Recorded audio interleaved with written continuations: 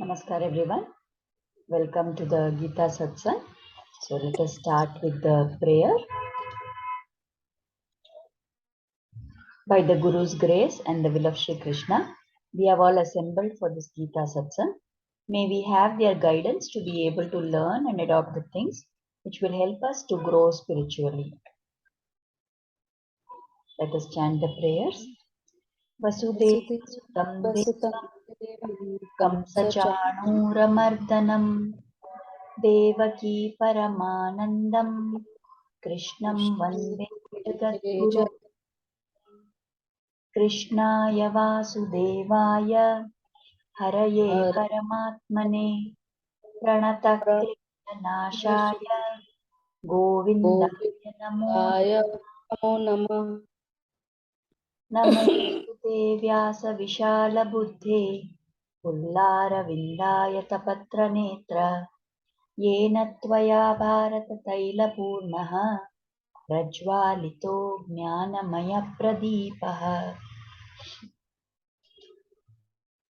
So today the shloka we have to take up is the 20th shloka of the first chapter. Athavyavastitan drishtva dhartarashtran kapidhvajaha pravritte shastra sampate dhanurudyamya pandavaha rishikesham tadavakyam idamaha mahipate Ramanujadaya patram jnana vairagya bhushanam Srimad Venkatanathāryam Vande Vedanta Deshikam Yo Nityamachyuta Padambuja Yugma Rugma Vyamohatastaditarani Trinaya Mene Asmad Gurur Bhagavatosya Dayaika Sindho Ramanujasya Charanau Sharanam Prapadye. So with prayers to the Acharyas, we will now begin our understanding of the 20th shloka. Actually, here we have the 20th shloka and we have one half of the next, the 21st shloka also, because that is linked to the shloka in the meaning. I mean, the conversation is flowing like that. So it is the norm to take it together like this. So in the previous shloka, in the 19th shloka, we saw that everybody has been blowing their conch shells, and then that sound becomes too loud and it reverberates everywhere, and because of that vibrations, then the hearts of the sons of Dhritarashtra were shattered. So next, now the focus now moves back towards Arjuna. So here in this shloka, Sanjaya is reporting to Dhritarashtra.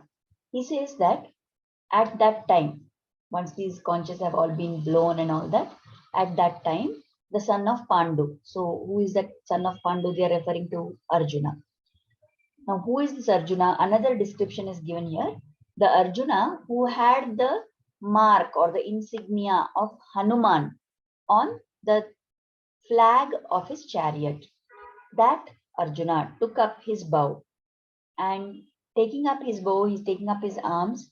Seeing your sons, Sanjaya is telling Dhritarashtra, seeing your sons arranged against him, O king, then Arjuna spoke the following words to Sri Krishna. Now, whatever Arjuna speaks next is going to be the trigger for the entire Bhagavad Gita, isn't it? So, before we go to that stage, we need to see what we can learn from this shloka. So, here we are at a stage where Arjuna has now picked up his bow and he is speaking something to Krishna. And at that time, the point that is noted here is that he had Hanuman on his flag. Kapi refers to monkey actually. Here, that word Kapi Dvaja means the person who had the sign of the monkey of Hanuman on his flag of the chariot. That person is what is being referred to here, right? So, what are the points that we need to consider here? Firstly, using this term as Kapidvaja. So, what is the significance of that? The fact that Hanuman was there on the flag of Arjuna's chariot. Okay. So it is told by the acharyas that this, the very presence of Anjaneya, Hanuman on that flag is an indication that victory will come to the Pandavas, because we know that just like during the in the Ramayana, before Lord Rama reached Lanka and fought and destroyed Ravana, it was Hanuman who went first, and Hanuman's going to Lanka was like an indication of the victory that would follow, isn't it? So it is told that at the time of Arunodaya, at the time when sunrise is going to happen, before the actual sun appears, the light which has been cast by the sun appears first, right, over the horizon, before the sun itself appears. Similarly, before Rama's Jaya over Ravana, it was Hanuman who went to Lanka. And Hanuman's presence in Lanka was an indication that yes, now Rama is going to come and it's going to be victory for Rama's side. Similarly, the fact that Hanuman is sitting on the flag, he's there, his presence is there on the flag of the Pandavas. That is an indication that now this is the side which is going to win the war. It indicates that the Pandavas are going to be victorious in this war. What are the qualities of Hanuman that you know strike us very much whenever we hear of Hanuman? Now, Hanuman is said to be enthusiasm itself, isn't it? Now, at the time when the Vanaras set out in search of Mother Sita, then at that time the group led by Hanuman reached the ocean, shore of the ocean, and then because Jambavan awakened his, you know, remembrance of all the power that he had, and with that energy, Hanuman flew across the ocean and he reached Ashok. Finally, he found Sita in Ashokavana. Now, once he had found Sita and what was his job? His task was to uh, give her the message that Rama is there, he's searching for you, and we did not know where you were. So I came in search of you. Now, with this information, I'm going to go back to Rama and convey to him, and we will come and rescue you. So that was a message that he was supposed to convey. Did Hanuman do just that? He was a messenger. Did he just go convey the message and go back? No. He always had this quality of being proactive, of taking the initiative, of doing whatever is the implied meaning of the instructions of Lord Rama. So when once he reached Lanka, not only did he convey the message to Sita Devi, but he also created circumstances so that he would, get an audience with Ravana himself. He got an opportunity, created an opportunity to assess the might of the Rakshasa army, how strong they are, what are their plus points, what are their weak points. He did all this, and with all this information, he flew back to Lord Rama, isn't it? So that way, that quality of Hanuman, that he is full of enthusiasm, that he is taking an active part in things, those same qualities were infused into all the Pandavas also. The presence of Hanuman means they are full of enthusiasm now to fight the war.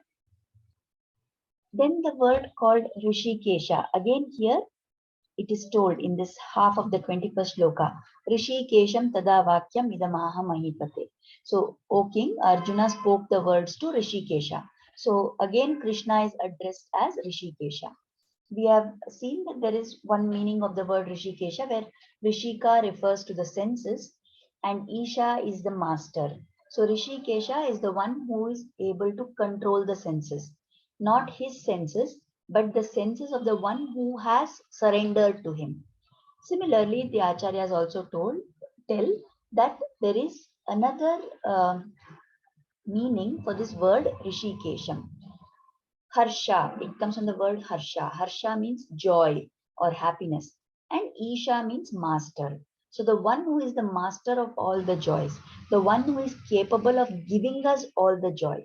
In that sense, also, this word Rishikesha is used. So, it is, very prophetic that this word Rishikesha is again being used, because now what is going to happen next is Arjuna is going to go to the state of mind which is the total opposite of joy, isn't it? So as if to indicate that it is again this word Rishikesha, because now Krishna is again going to be the one who will finally manage to make him joyful and also help him control his emotions which have been running here and there, and make sure that he stays on the right track. So that is why again Rishikesha word is used. Now, how did this, we were talking about Hanuman being on the flag of Arjuna. So why did he come to be on that flag? There are stories which are told regarding that. There are two stories which are significant here. I think one of them we have already seen in some previous satsang, where Bhima, who went out looking for a particular flower in the mountains, he was crossing through the forest, and there he comes across one old monkey which is lying with its tail stretched out on the path. And Bhima very arrogantly tells the monkey, "Move aside, give me way, I have to go." So the monkey says, "Okay, but I'm not able to move." So Bhima says, "What is this? You're blocking my path." So the monkey says, "Please, you only move my tail to the side. You are so strong. You move my tail to the side and you go on your way." So Bhima casually tries to, flick aside that tail with his hand, but he finds that it is not moving. Then he puts all his might and he tries, and yet that tail doesn't move.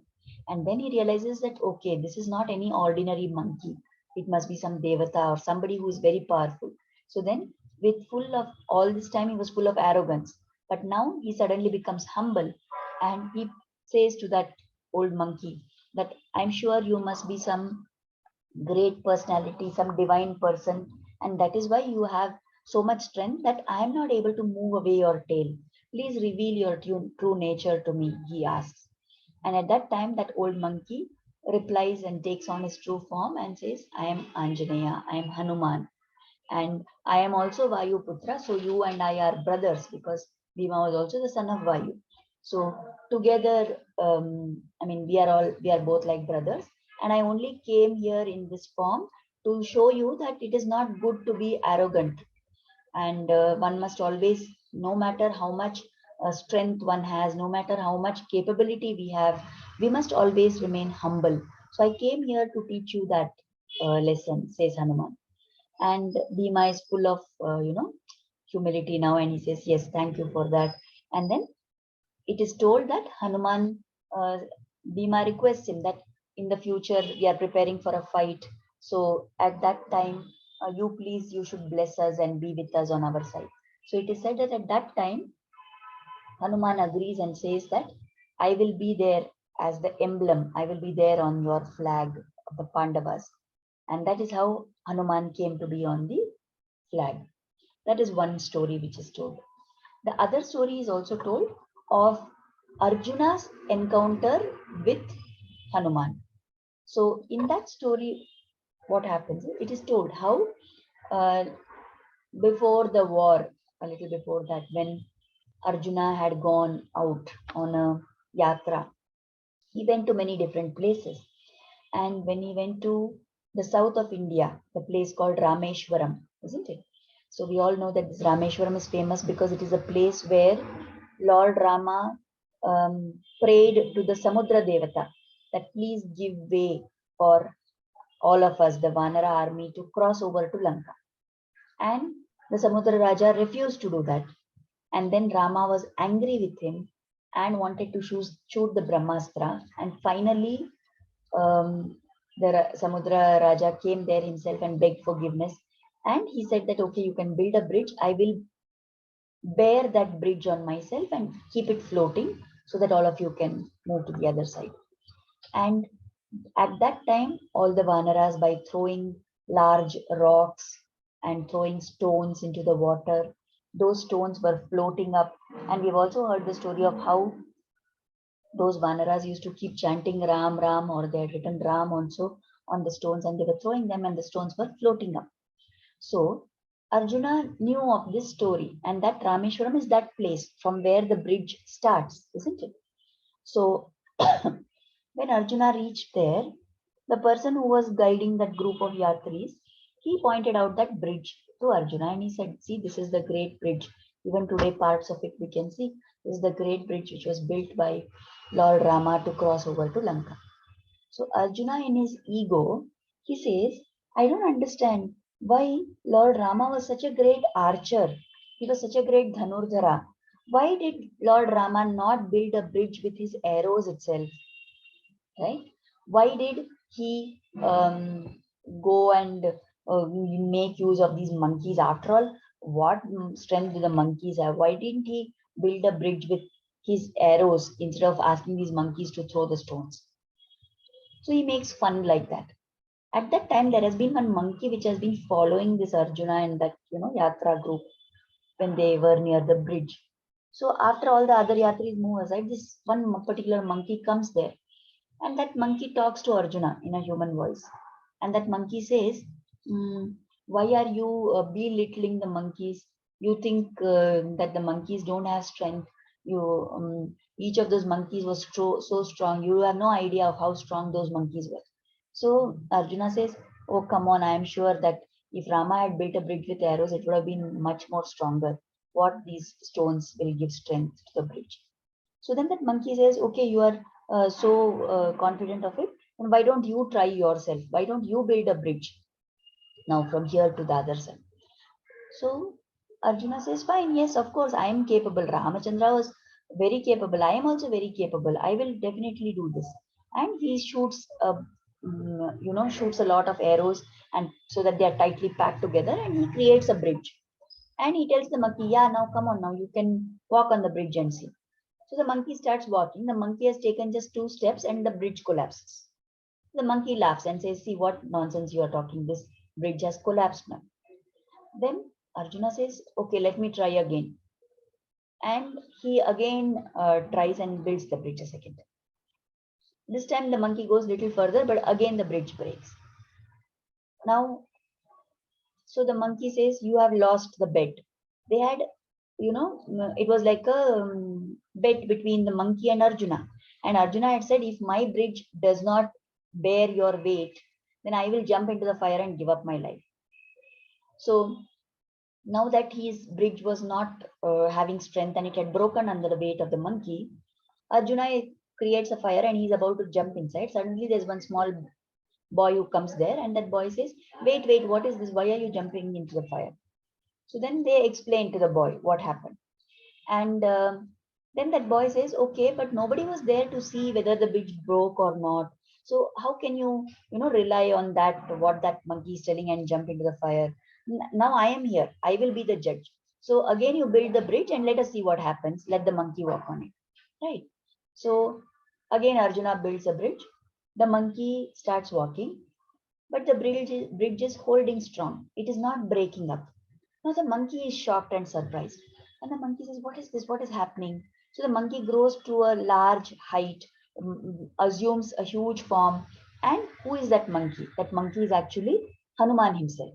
So that monkey, that Hanuman, takes on his real form, and now he starts jumping up and down on the bridge with all his might. And yet that bridge is not breaking. So suddenly Hanuman realizes, and Arjuna is also shocked. What is this? Previous 2 times when I built the bridge just shattered. And now this bridge is holding so strongly. And this is, who is this? This is Hanuman himself. And yet the bridge is holding strong. And both those, Arjuna and Hanuman, at the same time, they turn towards that little boy. And the thought strikes them that this is not any ordinary boy. And suddenly they realize, in that boy, Hanuman sees Lord Rama. And in that boy, Arjuna sees Krishna. So suddenly they both realize that, okay, this is the Lord himself who has come. And they both fall at his feet and they ask for his blessings. And the Lord says, Lord Narayana, Lord Vishnu is there. He says, yes, I came here to teach both of you a lesson. You, Arjuna, you were very proud of your ability as a archer. And you were, in fact, you went to the extent of saying that Rama should have built the bridge and all that. So you were proud of your strength. So I wanted to teach you that your skills alone are not responsible for all your victories. Then he turns to Hanuman and he says, you, Hanuman, you were also very proud of your strength. But you must also realize that all the strength what is there comes from the original source, from God himself. So Lord had played this trick in order to humble the pride of not only Arjuna but also of Hanuman. So at that time, the Lord tells Hanuman that because of this incident now, you must take your place on the flag, which will be on the chariot of Arjuna at the time of the Yuddha. So that is also how Hanuman came to be on the flag. So that is why this word Kapi Dhwaja, that the Kapi, Hanuman, is there on the Dhwaja, on the flag of Arjuna's chariot. And that is another indication of victory which will come to the Pandavas. Why we are saying another indication? Because the Acharya says the first indication was when in the previous shloka they said Madhava. They addressed Krishna as Madhava. So there, that is the first indication that the person who is the husband of Shri, the person who is the husband of the goddess of fortune, when he is present, when the goddess of fortune herself is present, then that was the first indication of victory. And this, the presence of Hanuman on the flag, is the second indication of victory for the Pandavas. So these are the stories and these are the ideas which we have to pay attention to in the shloka. So, what are the points for us to learn from this? First thing is that we must have enthusiasm. We must do all our actions courageously. We must have a proactive approach to do whatever is the task in front of us. But only that alone will not get us victory, will not give us success. Along with that, there must also be the presence of God. And the presence of God will come when we in our mind remember Him before doing that activity. So just relying on our own skills or on what we think is our strength is not going to be sufficient. We must do all the best that we can with constant remembrance of the Lord for that activity to become a success. That is one thing that we can learn. So in those stories we saw how whether it was Bhima or whether it was Arjuna or whether it was Hanuman himself, everybody was very skilled, everybody was highly capable, everybody was very strong. And yet there is a chance that when you are only thinking of your own strength and believing that success comes because of your qualities, then there is always that ego which is dominant in you. So when we have that ego and we act with that ego in our heart, there is no space for God to come there. But if we know that we are capable and also we know that we need God's anugraha, we need the Lord's blessings to achieve success, then that is a sure sign that success will come to us. Second thing we can remember is about Hanuman. As we said that the presence of Hanuman indicates that victory will come there. So also people chant, you must have heard of this Hanuman Chalisa. People chant that Hanuman Chalisa when they are in trouble, when they have some problem, or when they feel fear, or when there is anxiety. And merely remembering the qualities of Hanuman will fill those same qualities of Hanuman into us. And wherever there is Hanuman, Lord Rama's blessings will be there. So constantly remembering the qualities of Hanuman can help us to get the confidence or whatever, qualities we need, the enthusiasm we need to take some action and to overcome whatever difficulties or obstacles are there in our path.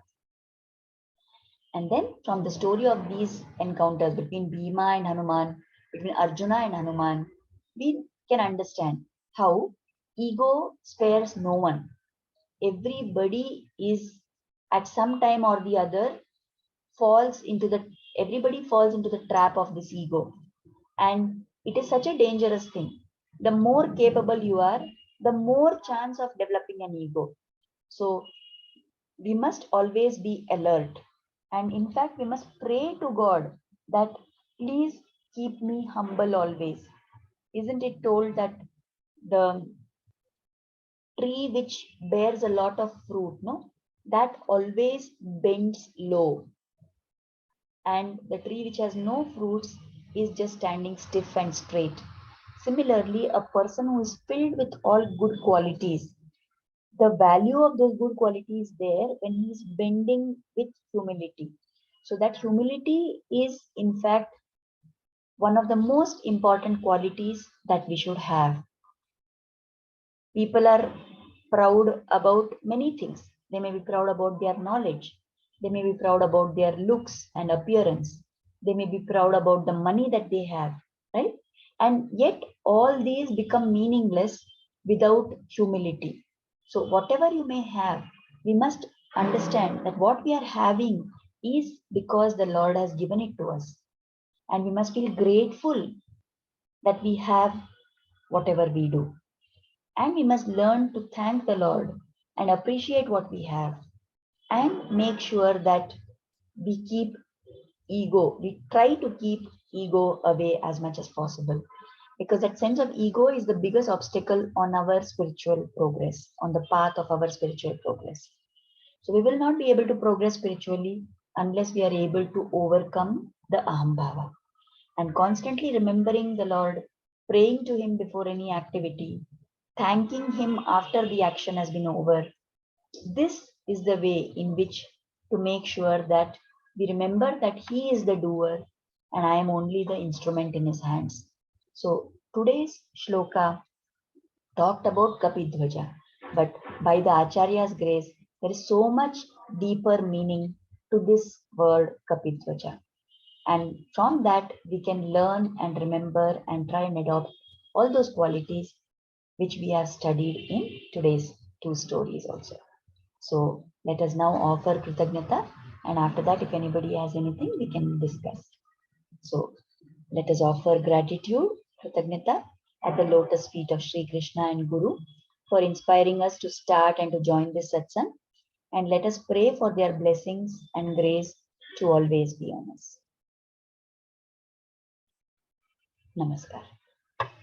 So if there is anything that anybody wants to ask, any questions or anything you want to share, you want to tell something from your side, please unmute and go ahead.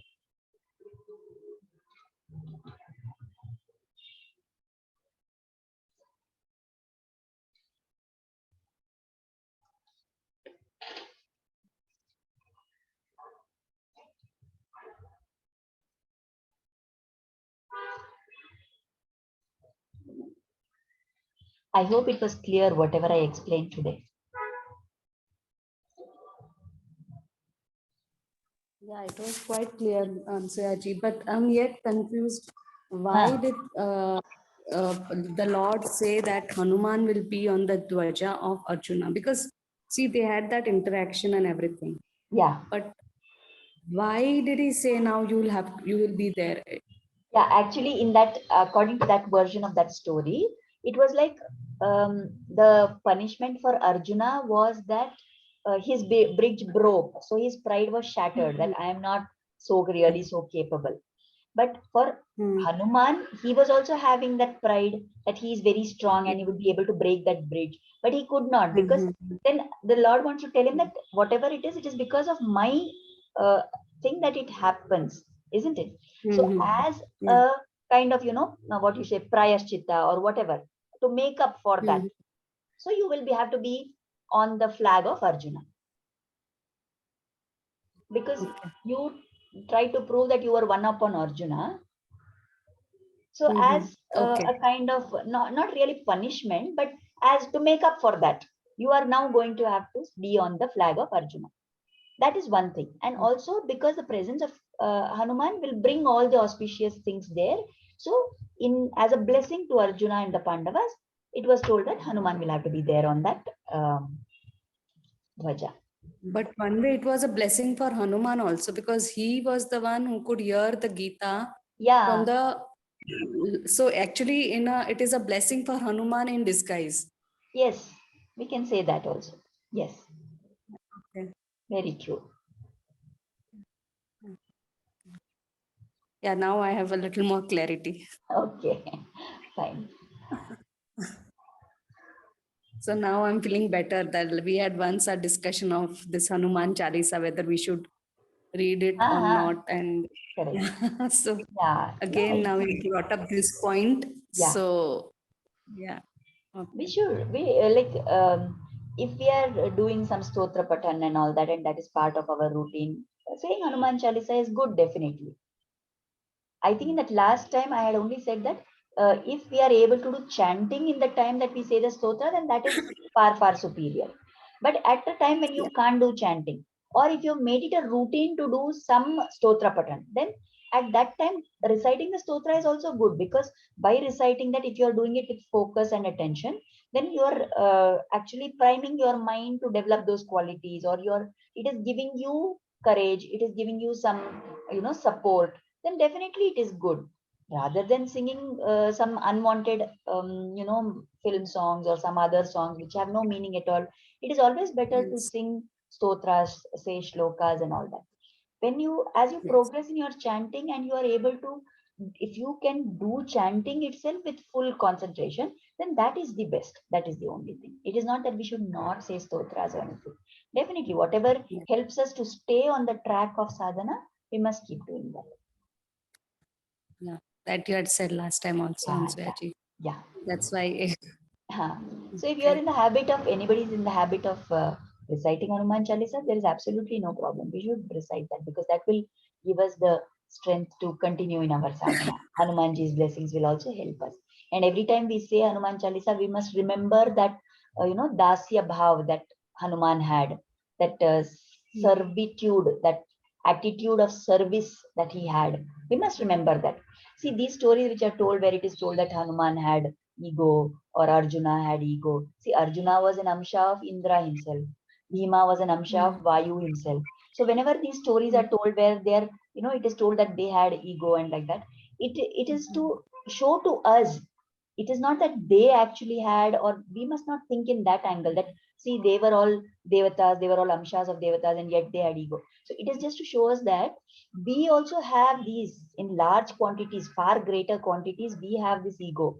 So how we can learn to be alert, how ego can creep and catch up on us when we are not watching, to teach us what should be our attitude. That is the reason why these stories are told. So we must learn. And whenever we chant Hanuman's name, or we remember Hanuman, we must remember that service attitude, that seva bhav that he had. And by remembering that, we must try and inculcate that in all our activities also. Yeah.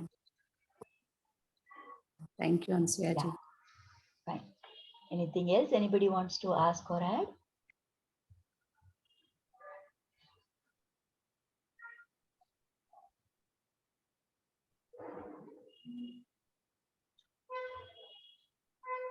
Okay, if there is nothing else, then I will stop the recording here. Thank you everyone for joining. Namaste.